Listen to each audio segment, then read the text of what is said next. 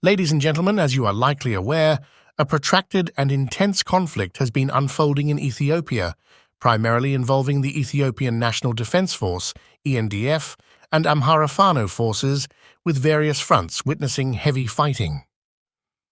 In a previous update, I informed you about the Ethiopian Army's extensive offensive operation against Amhara Fano forces within the Amhara region. This operation has seen the Ethiopian government's loyalist forces aligning themselves with ENDF in the battle against Amhara Fano. In this video, I aim to provide you with the latest information regarding the ongoing clashes in the Amhara region. To provide context, in prior updates, I mentioned that Amhara civilian fighters had managed to seize control of Abod after engaging in fierce combat with not only ENDF, but also forces from the Oromo region, including Oromo Regional Forces and the Oromo Liberation Front, OLF. Tragically, these forces subsequently launched a drone strike on the civilian population residing in Abod. However, the most recent reports reveal a complex and harrowing situation in Abod, which is situated in the Wella region. Amhara civilian resistance forces have succeeded in capturing some Oromo Regional Force soldiers. Currently, the Amhara civilians in this area are locked in a relentless struggle for survival against a formidable coalition that includes Oromo ENDF, Oromo Regional Forces, OLF fighters, and Oromo militia. It's important to underscore the gravity of the situation faced by the Amhara civilians in Abod. These individuals find themselves fighting not only for their territory, but also for their very existence. Over the past 5 years, this region has borne witness to a tragic humanitarian crisis, with more than 10,000 Amhara civilians living in Wella losing their lives to violence, and hundreds of thousands more enduring forced displacement and ethnic cleansing. In the most recent updates received from the leader of the Fano forces in Shewa, a significant development has emerged. The leader has asserted that the Ethiopian government is currently in the process of transporting a formidable contingent of 15,000 militia and special forces from the Addis Ababa region. His response to this impending development is resolute.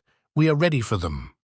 This revelation underscores the escalating tension and the high-stakes nature of the ongoing conflict in Ethiopia. The Fano forces positioned in northern Shua are evidently growing in strength, and their primary objective appears to be the capture of Shua Robit, a strategically vital city situated along the A2 highway. This location holds immense importance due to its position on a critical transportation artery. Notably, Amhara Fano forces stationed in Shewa find themselves in closer proximity to the capital city, Addis Ababa, than their counterparts in other regions. This proximity grants them the potential to swiftly advance towards Addis Ababa should they succeed in gaining control over key cities along the A2 highway, such as Debre Birhan, Shua Robit, Desi, and Kombolcha.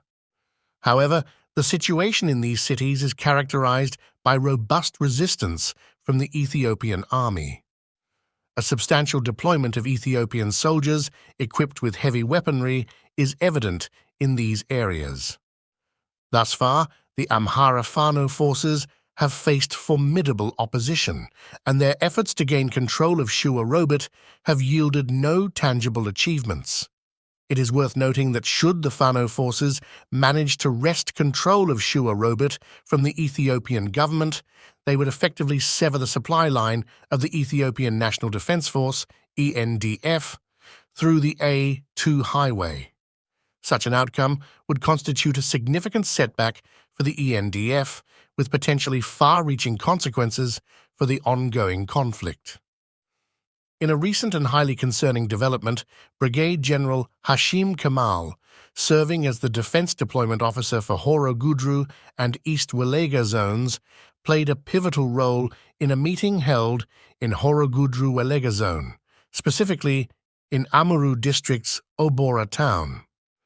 During this gathering, General Hashim Kamal made a shocking announcement to the district's leaders and the community, expressing great enthusiasm.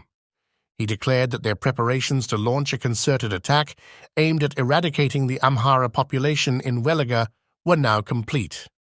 The pretext for this assault is the alleged presence of the Amhara Fano forces in the area.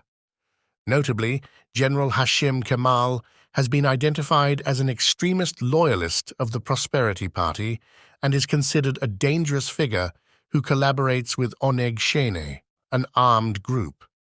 He sought to reassure the local populace, urging them not to fear, as he claimed that they possessed more power than might be apparent. However, he also emphasized the importance of maintaining absolute secrecy about their plans. In the same disturbing report, it was revealed that troops stationed in various Kabeles, neighborhoods of Amuru district, including Harologo, Agemsa, and Dengab, have been mobilized to Obora town and placed on standby, awaiting orders to attack the Amhara people residing there. Additionally, militias dressed in army uniforms, initially starting from Shambu and moving to Jadegajate district, have established camps stretching from Sekele to Alibo city.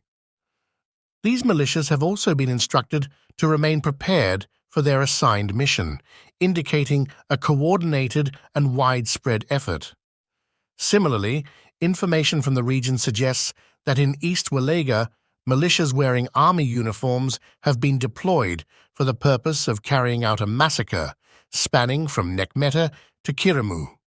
The gravity of this situation cannot be overstated, and it demands immediate attention and intervention from concerned parties. The safety and well-being of the Amhara people in Wella are at great risk, and it is imperative that all relevant authorities and organizations are made aware of these developments.